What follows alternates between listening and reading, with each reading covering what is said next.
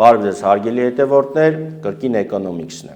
Ժամանակակից աշխարհում լայն տարածում է ստացել արհեստական բանականությունը։ Այն նոր ոլորտներ են գրկում, այդ թվում նաև դեղագործության ոլորտը։ Այս թեմայով խոսելու ենք Denova Sciences ընկերության համահիմնադիր Հովակիմ Զաքարյանի հետ։ Բարև ձեզ, պարոն Զաքարյան։ Շնորհակալ եմ հրավերս ընդունելու համար։ Պարոն Զաքարյան, խնդրեմ ներկայացնեք Denova ընկերության ստեղծման պատմությունը, նպատակը եւ փիլիսոփայությունը։ Ցանկացած բիզնես ունի իր փիլիսոփայությունը։ Denova-ն հիմնադրվել է օֆիցիալ 4 տարի առաջ, չնայած գաղափարի վրա մի փոքր ավելի շուտ ենք սկսել աշխատել եւ գաղափարը եւ նպատակը այն ժամանակ, երբ որ սկսեցինք այդ ուղղությամբ աշխատել, հետեւյալն էր, թե ինչպես կարող ենք մեքենայական ուսուցումը օգտագործել նոր դեղամիջոցների նախագծման հայտնաբերման համար։ Եվ սկսեցինք այդ գաղափարի շուրջ աշխատանքները, 3 համահիմնադիր կար եւ կա մինչեւ այսօր, որոնցից երկուսը իմ համահիմնադիրները Վարդանը եւ Մհերը իրենց մասնագիտությամբ մաթեմատիկոսներ են, իսկ ես իմ մասնագիտությամբ կենսաբան եմ։ Եվ աստիճանաբար, երբ որ տեսանք, որ ստացվում են առաջին արդյունքները, այսինքն այն նպատակը, որ մեր առջև դրել էինք, իրագործելի է, սկսեցինք մտածել արդեն ընկերության գրանցման եւ թիմի ձևավորման ուղղությամբ եւ ընկերությունը գրանցեցինք սկզբում Միացյալ Նահանգներում, Դելավերում, բնականաբար դա արեցինք հիմնականում ներդրումներ ներգրավելու շատ տարածված է Հայաստանում, տարածված մեխանիզմ է ամբողջ աշխարհում, բայց քանի որ ընկերության այսպես կորիզը հետազոտական թիմը ձևավորվում էր Հայաստանում, բնականաբար հարկ առաջացավ նաև հայկական ընկերություն գրանցել այստեղ եւ փոխկապակցել այն արդեն ամերիկյան ընկերության հետ։ Վերջերս արդեն անցած տարի նաև երկրորդ այսպես դուստր ընկերությունը հիմնադրեցինք Կատարում, Դոհայում, որովհետև ստացանք բավականին խոշոր ներդրումներ Կատարի հետ փոխկապակցված ներդրողներից եւ դա նաև այսպես խթանեց, որպեսզի մեր ուշադրությունը այդ ռեգիոնի եւ այդ երկրի վրա ավելի սևեռենք եւ աստիճանաբար նաև պարզեցինք, որ հիանալի հնարավորություններ կան եւ հիմա բավականին արագ փորձում ենք այդ հնարավորությունները իրագործել։ Փիլիսոփայություն, որը նշեցիք ձեր հարցի մեջ, երևի թե կարելի է այսպես փորձել ձևակերպել, որ նպատակներ, process-ները, որոնք դեղագործական ոլորտում բավականին դանդաղ են ընթանում, փորձել ավելի արագացնել, ստեղծելով այնպիսի գործիքներ, որոնք արագացնում են, բայց միևնույն ժամանակ արդյունավետության հաշվին չեն արագացնում, այսինքն ապահովում են նաև բարձր արդյունավետություն։ Եվ այդ ուղղությամբ աշխատում ենք, ունենք բավականին հետաքրքիր արդյունքներ եւ կարծում եմ, որ բավականին ճիշտ եւ հետաքրքիր ուղղություն է անկախ նրանից ինչպիսի հաջողությունների նաև հետագայում կհասնենք, որովհետեւ երբ որ մենք սկսում էինք գաղափարի շուրջ աշխատել, այն ժամանակ այսպես մեր հետազոտությունները շուկայի ցույց էին տալիս, որ մոտավորապես 50 թե 60 ընկերություն կար, որոնք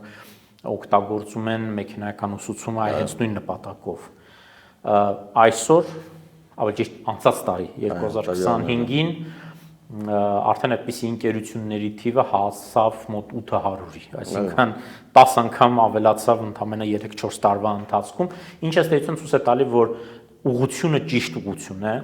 կա դրա կարիքը եւ բնականաբար եթե կա կարիք, ստեղծվում է նաեւ այդ կարիքը բավարարող ընկերություններ եւ դրա համար տեսնում ենք այդպիսի թվականակի կտրուկ աճ։ Պարոն Զաքարյան, ձեր ընկերությունը ինչով է տարբերում մյուս ընկերություններից։ Ինչով է ձեր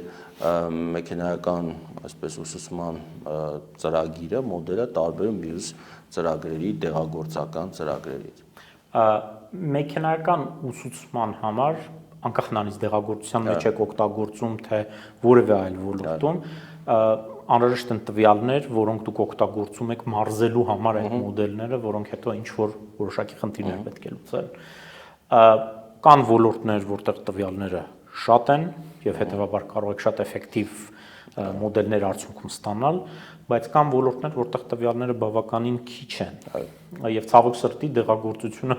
այդ երկրորդ խմբին է պատկանում։ Եվ փակ են, շատ հաճախ։ Նույնիսկ եթե փակ չեն, հա, եթե նույնիսկ հասանելի են, վերջին 120-130 տարվա ընթացքում կուտակված տվյալները, որոնք հասանելի են, այդ տվյալները բավականին հսկայական չեն եւ բացի դրանից կա նաեւ տվյալների որակի խնդիր։ Եվ դրա համար չնայած նշեցի, որ այդ 800-900 ընկերություններ այսօր կան, բայց ըստ էության արդյունավետությունը շատ մոդելների շատ սահմանափակ է եւ կիրառելությունն էլ է շատ սահմանափակ։ Դրա համար այս խնդիրը հենց ի սկզբանե մենք հասկանում ենք, որ կա եւ որոշեցինք օգտագործել մեքենայական ուսուցման այնպիսի մոդելներ, որոնք կարող եք մարզել օգտագործելով սինթետիկ տվյալներ, սինթետիկ դատա։ Եվ սինթետիկ դատան իրական տվյալներից, իրական դատայից տարբերվում է նրանով, որ դուք դա գեներացնում եք, ստեղծում եք այդ սինթետիկ տվյալները, բայց վիրտուալ միջավայրում։ Այս պահի դրությամբ կան բավականին լավ սիմուլյացիաներ, ֆիզիկական կամ, այսպես ասենք, ֆիզիկա-քիմիական մոդելներ սիմուլյացիաների, որոնք թույլ են տալիս ձեզ օրինակի համար սիմուլացնել հնարավոր քիմիական միացության եւ իր թիրախի փոխազդեցությունը։ Իհարկե դրանք կատարյալ չեն, բայց դրանք բավականին որակյալ են, որպեսզի կարողանաք որոշակի այդ սիմուլյացիայի արդյունքում առաջացած տվյալները, որոնք սինթետիկ տվյալներ են,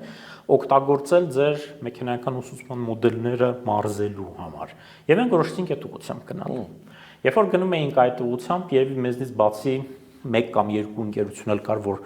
մտածում էր այդ ուղղությունը օգտագործելու։ Հիմա էլ շատ չեն։ Իրականում, եթե այսպես շատ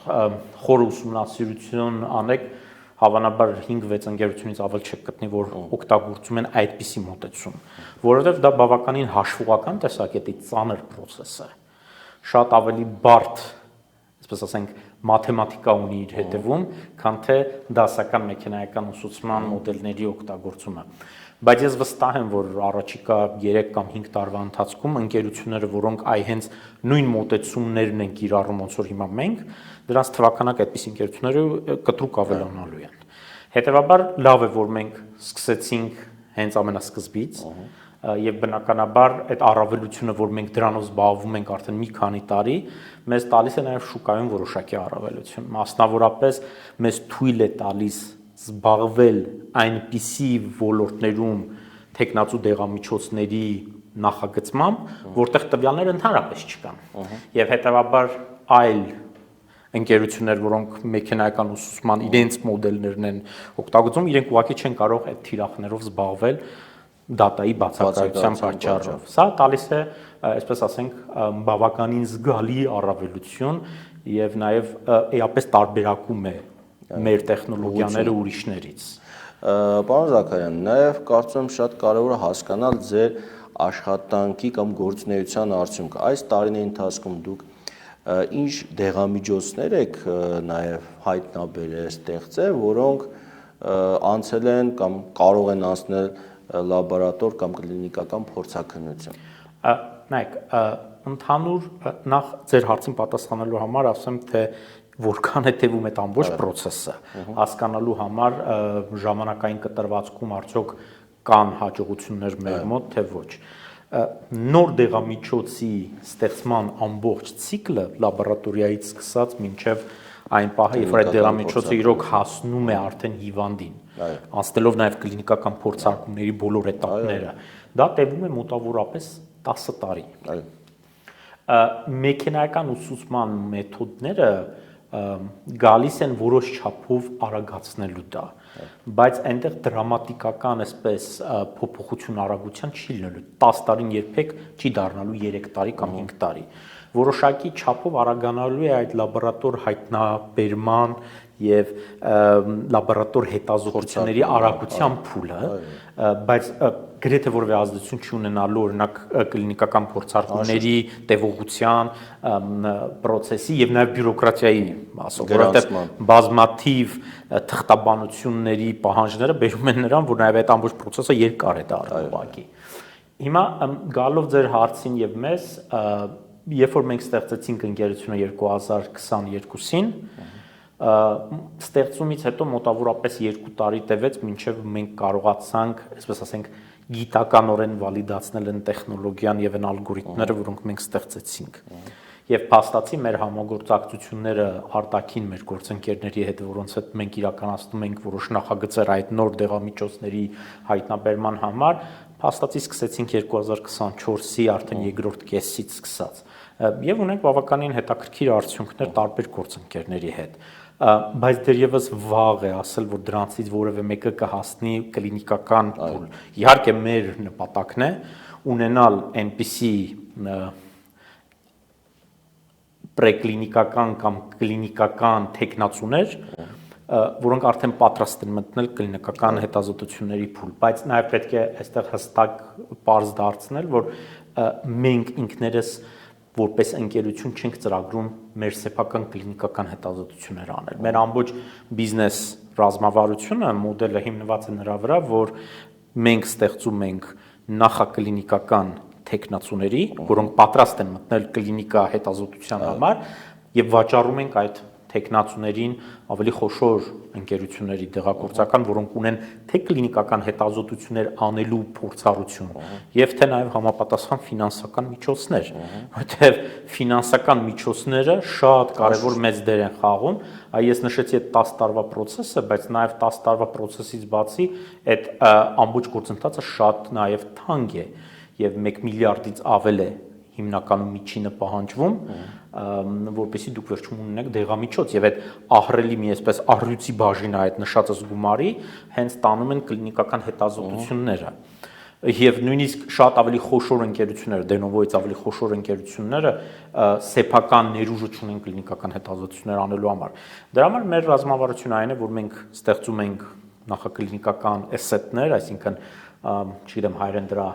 ակտիվներ, հա, ակտիվներ, որոնք ենթակա են վաճառքի եւ հետագայում նաեւ մենք կարող ենք ունենալ դրանցից որոշակի այսպես մասնաբաժին այն եկամուտից, որը կգեներացվի այդ ակտիվների շուրջ։ Եվ երկրորդ մեր այսպես բիզնես ռազմավարության կոմպոնենտը դա այն է, որ նաև մենք տրամադրում ենք ծառայություններ այն ընկերություններին, որոնք հետաքրքրված են այդպիսի նոր ակտիվներ ստեղծելու ուղղությամբ եւ իրենք ունեն իրենց սեփական տեխնոլոգիաները դա անելու եւ այստեղ մենք նաեւ նրանց ենք փորձում օգնել։ Այսինքն կարող ենք արձանագրել, որ այս փուլում դուք ունեք որոշակի արդյունքներ, հա, որոնք դեռևս այսպես քննարկումների մեջ են։ Մենք ունենք մի քանի նախագծեր զուգահեռ ընթացող տարբեր գործընկերների հետ, որոնք գտնում են իրենց զարգացման տարբեր փուլերում, որովհետև տարբեր ժամանակահատվածներում են սկսվել։ Եվ ակնկալում ենք, որ առաջիկա 2, ամենաուշը 3 տարվա ընթացքում մենք արդեն կունենանք մեր առաջին կամ նույնիսկ հնարավոր է 2 նախակլինիկական այդպիսի ակտիվ, որը ենթակա կլինի հետագա վաճառքին կամ լիցենզիայի տրամադրմանը այլ ավելի խոշոր։ Եթե գաղտնիք չէ, ինչ ուղղությամբ դեղամիջոցների մասին։ Տեսեք, մեկը, որի վրա մենք հիմա մեծ ուշադրություն ենք դարձնում եւ փորձում ենք արագ իրեն զարգացնել, ինֆեկցիոն հիվանդություններն է վերաբերվում, եւ մասնավորապես նաեւ վիրուսային ինֆեկցիաների սուրշնչառական, եւ երկրորդը, որը այսպես բավականին խոստումնալից է եւ նոր ենք, այդ մեկը նոր ենք սկսել, բայց դա բավական խոստումնալից է, վերաբերվում է հակաբուրբոքային, այսպես դեղամիջոցի ստեղծմանը, որովհետեւ քրոնիկ բուրբոքային process-ները տարբեր հիվանդությունների այսպես պատճառ են հանդիսանում, որոնք բոլորին կարելի է խմբավորել քրոնիկ բուրբոքային, այսպես անձրևանոցի տակ եւ բավականին մեծ քանակի մարդիկ տառապում են դրանից։ Երրորդ նախագիծը, որը մենք սկսեցինք մեր Քաթարի գործընկերների հետ անցած տարվա աշնանը եւ կարծում եմ այնտեղ էլ հետաքրքիր արդյունքներ կունենանք, վերաբերվում է հոմոցիստոնուրիային, որը մետաբոլիկ նյութափոխանակության խանգարումների սպեկտրին պատկանող հիվանդություն է, ինքը բավականին քիչ հանդիպող հիվանդություն է գլոբալ աշխարհի մակարդակով, մեկը մոտավորապես 200,000 մարդու է հանդիպում, հաճախականությունը, բայց Քաթարում եւ ընդհանրապես այդ մերձավոր արևելքի երկրներում շատ տարածված է եւ հաճախությունը ոչ թե մեկը 200,000-ի է, այլ մեկը 2,000-ի, այսինքն մոտավորապես 100 անգամ ավելի բարձր հաճախություն է այնտեղ եւ չկա հստակ դեղամիջոց, հիմնականում փորձում են մարդկանց կյանքը թեթևացնել ավելի սննդակարգի փոփոխություններ կատարելով եւ միշտ չէ որ դա օգնում է։ Այս օրինակներ բավական հետաքրքիր փորձառություն ունեք, ըստ էության առանձին տարածաշրջան պատվեր ա ներկայացրել կոնկրետ դեղամիջոցի մասով, կոնկրետ այս վերջին օրինակը, որը ես նշեցի, իր հետաքրքրությունը ինչու՞մն է նաև կայանում, որ եթե նայենք խոշոր դեղագործական ընկերությունների տրամաբանությունից, հատկապես ֆինանսական, հա,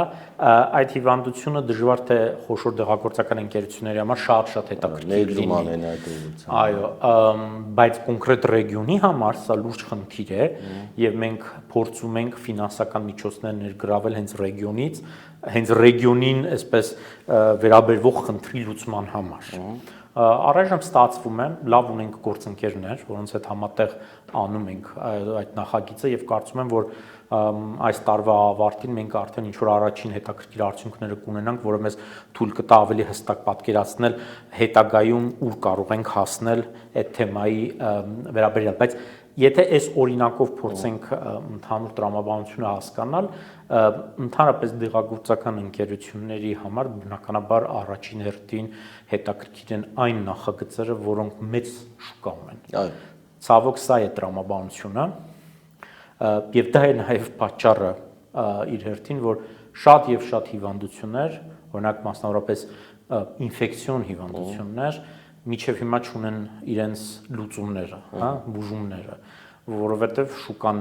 տվյալ հիվանդության կամ մեծ չի, կամ եթե նույնիսկ մեծ է, վճարունակ չի։ Սա էլ երկրորդ խնդիրն է։ Եվ սա է պատճառը, որ շատ այդպես հիվանդություններ երկրորդ պլան են մղվել, ոչ թե որովհետև դրանք բարդ են կենսաբանության տեսակետից, բարդ են ինչ-որ դեղամիջոցներ գտնելու տեսանկյունից, այլ որովհետև առաջին հերթին նպատակահարմար չեն ֆինանսական տեսանկյունից։ Այո, ժամանակակից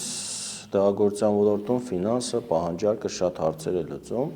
եւ շատ հարցի վրա է ազդում։ Ձեր ընկերության պարագայում ըստ էության կարող ենք ասել ինքը ստարտափ է դեռևս, այսինքն դուք բավականին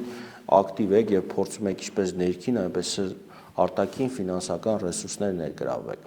Այս ընթացքում ինչ խնդիրներ եք ունեցել որպես ստարտափ, որպես այսպես ժամանակակից մեքենայական ուսուցման ոլորտում գործող ընկերություն։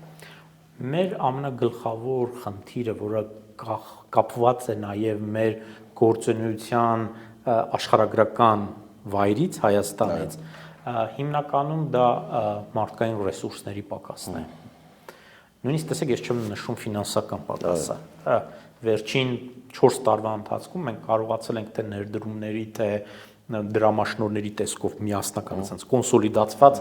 ներգրավել 3 միլիոնից ավել, 3 միլիոն դոլարից ավել գումար, հա, ընկերության մեջ։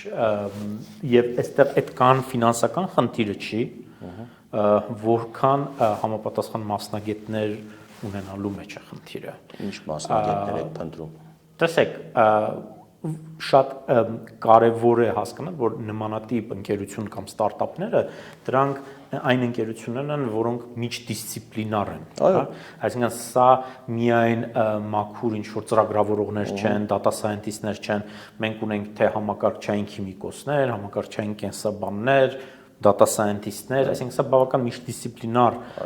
ոլորտ է եւ հաջողության հասնելու համար այդ բոլոր կարևորագույն դիսցիպլինաներից ներկայացուցիչներ, մասնագետներ պետք է ունենաս։ Եվ մեր համար ամենալուրջ խնդիրը օրինակի համար գտնել համակարգչային կենսաբաններ եւ համակարգչային քիմիկոսներ Հայաստանում, որովհետեւ գրեթե չկան։ Դա ինչ է նշանակում համակարգչային կենսաբաններ։ Դա նշանակում է կենսաբաններ, որոնք դա առանձին դիսցիպլինա է նախ, այսինքն նոր դիսցիպլինա էլ չէ ընդհանրապես։ Առնվազն վերջի 25 տարվա ընթացքում դա կա։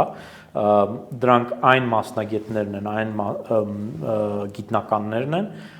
որոնք որպես բազային գիտելիք, օրինակ կենսաբաններ են կամ քիմիկոսներ են, բայց նաև պրակտիկ հաշվողական ռեսուրսներից եւ data science-ից,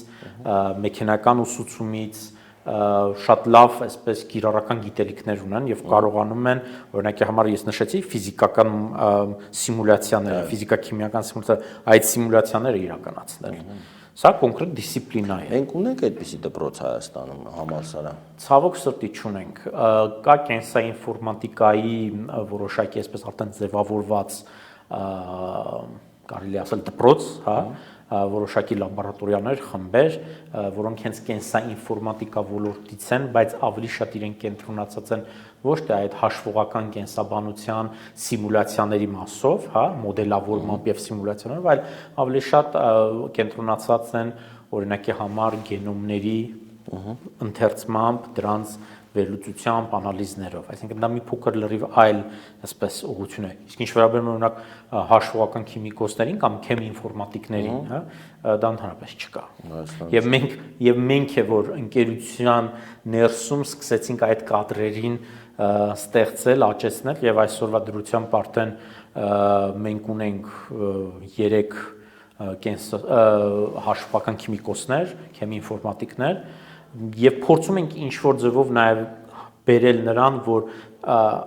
դա դառնա ավելի նաեւ համալսարանների այսպես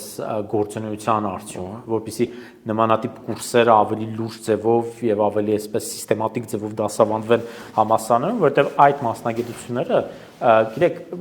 քիչ ծախսատար են էքսպերիմենտներ իրականացնելու տեսակետից։ Իրենց համար պետք չեն թանկարժեք լաբորատորիաներ, թանկարժեք ռեագենտներ, հա, պետք են լավ հաշվողական ռեսուրսներ եւ իհարկե գիտելիք, խելք։ Իսկ դուք համագործակցում եք համալսարանի հետ այսպես։ Մենք ժամանակին կազմակերպեցինք, այսպես ասենք, դպրոց 2 ամսվա, որտեղ դասավանդեցինք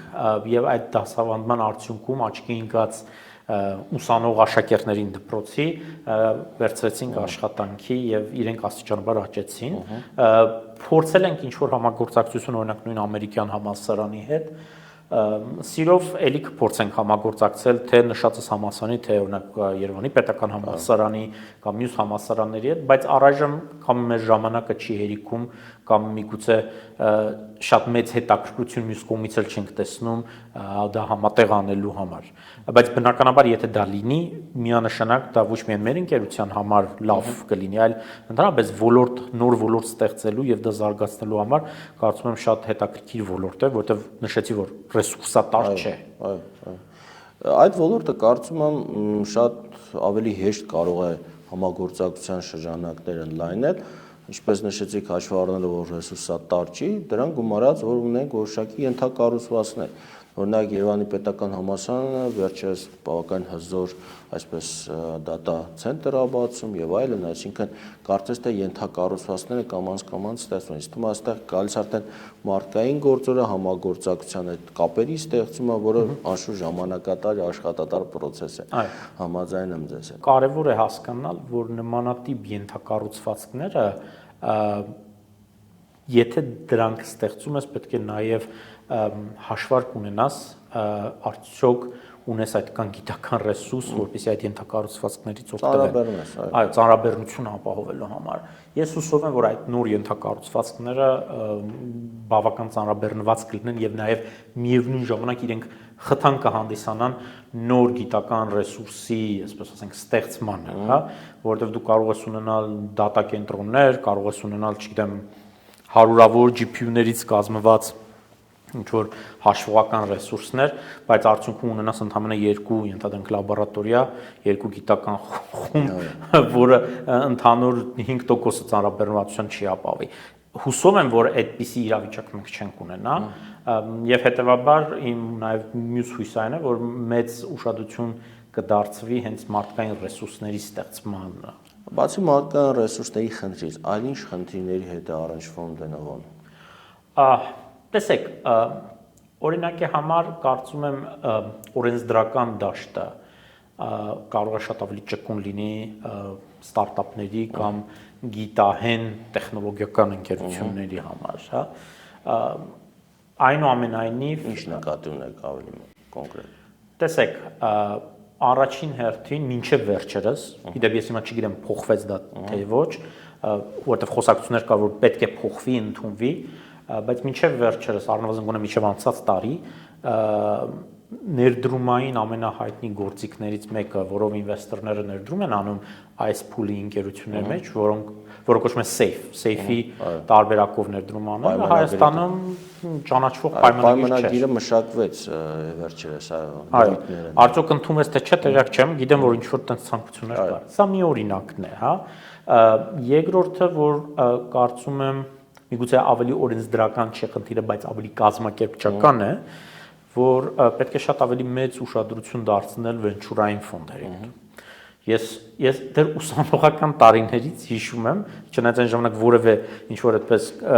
ստարտափ ստեղծելու միտք չեմ ունեցել, բայց ես հիշում եմ, որ դեռևս սրանից համարյա 20 տարի առաջ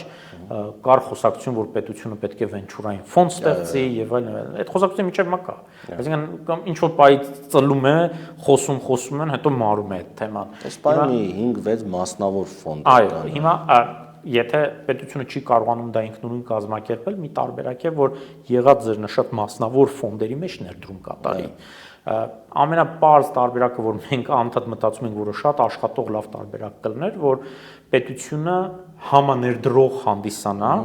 այն ստարտափների մեջ, որոնք կարողանում են արտաքին ներդրումներ գրավել։ Ենթադրենք Դենովոն ներդրում է ներգրավում Քաթարից, որևէ հայտնի վենչուրային ֆոնդից, ինչը ենթադրում է, որ due diligence-ին անցել է արդեն արտասահմանյան ինվեստորների եւ իրանց վերլուծական խմբերի կողմից եւ հետեւաբար կա վստահություն այդ ընկերության ինչ որ նախագծերի եւ ապագայի մեջ, թիմի մեջ եւ պետությունը համաներդրող կարող է։ Սա շատ կարեւոր է, որովհետեւ իրականում ներդրումների ծավալը, որոնք հնարավոր է Հայաստանում ներսում ներգրավել, շատ սահմանափակ է։ Համաձայն լավագույն դեպքում, այսպես, եթե այդպես շատ աշխատես, հնարավոր կլինի մաքսիմում ներքին շուկայում ներգրավել առնվազն ամենաշատը 500-ից 600 հազար, ոչ ավել, այս պահի դրությամբ, հա։ Իսկ դա շատ քիչ է։ Միգուցե որպես այսպես ծիլ պրեսիդ փուլում գտնվող նախասաղմնային, հա, փուլում գտնվող ընկերության համար դա բավական է առնվազն գոնե ինչ որ վալիդացնելու համար սեփական ապրանքը կամ տեխնոլոգիան, բայց դրանից հետո հետագա զարգացման, աճի փուլի համար, շուկա դուրս գալու համար դա արդեն ոչ մի բան է այդ համարը։ Եվ այստեղ գալիս է երկրորդ հարցը, որը մենք անընդհատ բախվել ենք, հա, արտասահմանյան ներդրողներ, որովհետև ձեզ կարող են հակաճառել, ասել դե թող արդեն աճի եւ, չգիտեմ, արտաքին շուկա դուրս գալու համար դրսից ներդրում բերեն։ Եվ այստեղ գալիս է խնդիրը, որ դրսի ներդրողները, մասնավորապես օրինակ նույն ամերիկյան ներդրողները, այնպես չի, որ շատ մեծ վստահություն ունեն հայկական ստարտափների նկատմամբ։ Ցավոք սրտի հայկական ստարտափ միջավայրը դա ինչ որ առանձնահատկություններ ունեցող միջավայր չի, որ ամերիկացի կամ եվրոպացի ներդրողը, այսպես ասի, եթե Հայաստանից է, ուրեմն արժի դիտարկենք դա, հա։ Սա պետք է հասկանանք, սա իրականությունն է, հա, որքան էլ լավ գաղափար ունենաք, որքան էլ լավ խորհրդատուներ, թիմ, հա, որոշակի անցած ճանապարհ, դա դեռևս շատ քիչ է վստահություն ձևավորելու համար։ Եվ այդ փուլում ներդրողների համար ամենալուրջ վստահության այսպես կրիտերիան դա եթե դուք արդեն ցույց տաք, որ ունեք լավ վաճառքներ։ Բայց մյուս կողմից պետք է հասկանանք, որ գիտահեն տեխնոլոգիական ընկերությունների մոտ այդ վաճառքները շատ արագ չեն գալիս, 1-2 տարվա մեջ ոչ մի վաճառք էլ չի գալիս։ Եվ հետեւաբար հարց է առաջանում այդ ընկերությունը ինչպես աճի, ինչպես հասնի վաճառքների փուլին, սկսի գեներացնել որոշակի եկամուտ, որը արդեն գրավիչ կլինի արտաքին ներդրողի համար, որովհետեւ նա ընկերության մեջ գումարներ տնի։ Եվ այս բացակայող այս հատվածը, որը առնվազն կարա եւս 2-3 տարի տևի, ով պետք է ֆինանսավորի այդ հատվածում, որպեսզի ընկերությունը շարունակի առողջ աճել եւ հասնել որոշ նպատակների։ Այստեղ հավելյալ առնվազն եւս 1.5-2 միլիոն պետք է ներդրում անել կախված ոլորտից, կախված ընկերության աճի տեմպերից։ Եվ այդ ներդրողները չկան։ Իսկ Ամերիկայի Միացյալ Նահանգներում գրանցելը ձեզ ինչ օգուտ տվեց։ Զուտ միայն նրա համար, որ նույնիսկ հայկական ինվեստորները, տեղական, որ նշեցի, իրենք նույնպես ամերիկյանում ներդրում անելու համար են պատրաստ ներդրում անել։ Այսինքն պետք է ընկերությունը ամերիկյան լինի հիմնականում, որովհետև հավանաբար ենթադրում են, որ այնտեղի օրենսդրական դաշտը ավելի է պաշտպանում իրենց ներդրումը, քան թե հայկականը։ մասնագետ չեմ, օրենսդրական դաշտի չեմ կարող վստահ պնդում անել, բայց ենթադրում եմ նաև տրամաբանությունը դա է, հա, ու էլի հետ գալով այդ խնդրին նորից այդ հարցը առաջանում է, լավ, ով է լինելու այդ երկրորդ փուլի, այսպես ասենք, նախա Series A, հա, սաղմնայինից հետո, բայց մինչև Series A այդ փուլի ներդրողը ով է լինելու հայկական ստարտափների մեջ, որովհետև իրականությունը այն է, որ նաև մեր փորձից է գալի, բայց նաև մեր շրջապատի հետ շփումից իրականությունը այն է, որ այդ փուլի համար գումար ներգրավելը շատ լուրջ խնդիր է եւ կարծում եմ շատ հայկական ստարտափներ մահանում են հենց այդ փուլում, որովհետեւ ուղղակի ոչ թե վատն են, վատ տեխնոլոգիա է, վատ թիմ է, այլ որովհետեւ չեն կարողացել ճիշտ պահին ներդրումը ներգրավել։ Հիմա մեր ընկերության բախտը բերել է, կարողացել ենք, մեկինը բերել է, ինքն էլ է կարողացել, բայց շատ-շատերին ուղղակի բախտը չի բերում եւ չեն կարող լուծումներ չկա այսպես հիմնական, որը կարող է։ Ես կարծում եմ, որ ամենահեշտ ինստիտուցիոնալ լուծումը, որը շատ մեծ բեռ չի լինի եւ մեծ կազմակերպչական բաներ չի պահանջի, դա այն է, որ փորձել դա իրականացնել գործող այդ մի քանի վենչուրային ինվեստորների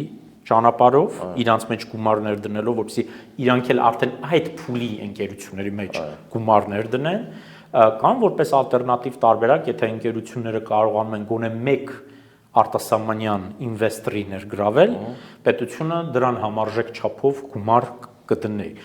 Սա նաև կարող գրավիչ լինի արտասահմանյան ինվեստորների համար, որովհետև եթե դու ասում ես, որ այ գիտես, Սուրեն, դուք եթե մեր մեջ գումարներ դնեք, մենք այս ծրագիր ունենք, որի համաձայն պետությունը նաև համարժեք կրկնակի գումար կդնի, սա կարող է նաև գրավիչ ինչ-որ բան լինի հենց դրսի ինվեստորների համար, որովհետև ցույց է տալիս, որ պետությունը ստեղծում է համակարգ, վստահում է իր ստարտափներին եւ աջակցում է դրանց աճման համար, ինչը ցանկացած ինվեստորի համար կարևոր այսպես գործոն է։ Դենովո ընկերության զարգացումը ինչպես եք տեսնում մոտակա 5-10 տարիների ընթացքում։ Հիմիկվա իրականության մեջ դից մոտակա 1 տարվա մեջ ինչ-որ բան պլանավորելը դժվար է, հատկապես եթե տեսնում եք ինչպես քաղաքական անկայուն վիճակում ենք ապրում։ Առաջիկա 3 տարվա, այսպես ասեմ, կտրվածքով մենք արդեն խոսքից մեջ նշեցի, որ պլանավորում ենք ունենալ այն ակտիվները, որը ենթակա կլինեն վաճառքի։ Սա մեր այսպես ամենագլխավոր նպատակն է, որին մենք ամբողջ թափով այսպես գնում ենք եւ բնականաբար նաեւ այդ 3 տարվա կտրվածքով բացի նման ակտիվներ ունենալուց ծրագրում ենք անգամներով ավել մեծացնել մեր եկամուտը ստացվող, որը արդեն դուք եթե ակտիվ չունեք վաճառելու կամ օգտագործելու տակ։ Բայց ես նշեցի, որ մենք նաեւ տրամադրում ենք ըստ էության ծառայություններ այլ ընկերություններին, որոնք ուզում են իրենց ակտիվները ստեղծել։ Այո, եւ դա կարճատև պերսպեկտիվայում ամենաարագ եկամուտ ապահովող մոդելն է։ Իսկ երկարատևի տեսակետից այդ ակտիվները ունենալն է։ Այստեղ գիտեք ոնց է, կարճատև եւ արագ ծառայությունների միջոցով, բայց երկարատև դանդաղ, բայց նաև միևնույն ժամանակ շատ ավելի մեծ եկամուտ ակտիվների միջոցով։ Մենք փորձում ենք բալանսավորված երկուսն էլ անել եւ նպատակը այո նաեւ որ մեր եկամուտները, որը ունենք, անգամներով ավելացնենք եւ պատրաստվենք մեր հաջորդ ներդրումային փուլին։ Բացի այդ շատ մի ամբիցիոզ այսպես նախագիծ ենք նաև արդեն սկսել եւ հիմա փորձում ենք եւ ինվեստորներ եւ նաև գործընկերներ ներգրավել, մասնավորապես հենց Մերձավոր Արևելքից, մենք փորձում ենք Դոհայում ստեղծել ենթակառուցվածք, որը կինտեգրի թե մեր AI տեխնոլոգիաները, թե մյուս կողմից նաև լաբորատոր տեխնոլոգիաները դեղամիջոցների ուսումնասիրման համար, որտեղ այն ինչ որ մենք միջև հիմա ունենք, դա միայն AI տեխնոլոգիաներ են, դրանց արդեն հետազոտությունների փուլը անում են մեր գործընկերները։ Մենք ուզում ենք մաքսիմալ անկախության աստիճանի հասնել, միավորելով եւ ստեղծելով մեկ ենթակառուցվածք եւ միևնույն ժամանակ մտածում ենք, որ այդ ենթակառուցվածքը լաբորատոր ինքնին նույնպես եկամուտի աղբյուր է լինելու, որտեղ նաեւ այդ ենթակառուցվածքն է ծառայություններ մատուցելու այն այլ ընկերություններին, որոնք չունեն նման ենթակառուցվածք, բայց ունեն կարիք հետազոտություններ անելու իրենց ակտիվների համար։ Հետևաբար կարծում եմ, եթե սա էլ մենք կարողանանք առաջիկա 3 տարվա մեջ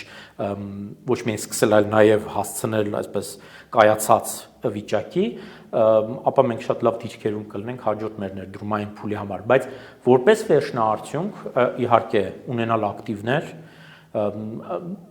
վաճառել այդ ակտիվները եւ հասնել նրան, որ այդ ակտիվները իրոք մի օր իրական կյանքում հասնեն հիվանդներին եւ համագործակցել մաքսիմալ շատ տարբեր դեղագործական ընկերությունների հետ, որոնք կարողանան նաեւ օգտագործել մեր տեխնոլոգիաները իրենց ներքին ակտիվների ստեղծման համար։ Շնորհակալ եմ, պարոն Զաքարյան, հետաքրքիր զրույցի համար, հաջողություն եմ մաղթում ձեր կազմակերպությանը։ Շնորհակալություն։ Հարգելի հետևորդներ, այսօր խոսեցինք Հայաստանի կարևոր հետաքրքիր ուղղություններից մեկի մասին։ Սա բացառիկ այսպես կազմակերպություն է իր փորձառությամբ, իր հնարավորություններով, այստեղ Հայաստանի կառավարությունը տարբեր մարմիններ պետք է փորձեն այդ էկոհամակարգը ստեղծեն, ենթակառուցվածքները ստեղծեն, այսպիսի ընկերությունները ել ավելի շատանան։ Մենք ունենք լավ գաղափարներ, հետաքրքիր գաղափարներ, բայց այդ գաղափարները պետք է սնել, աճեցնել, զարգացնել, որ դրանք 5 տարի հետո, 10 տարի հետո արդյունքներ տան։ Հետևաբար պետք է մեկտեղենք մասնավոր պետական համագործակցությունը եւ ստանանք հետաքրքիր նորարարական արդյունքներ։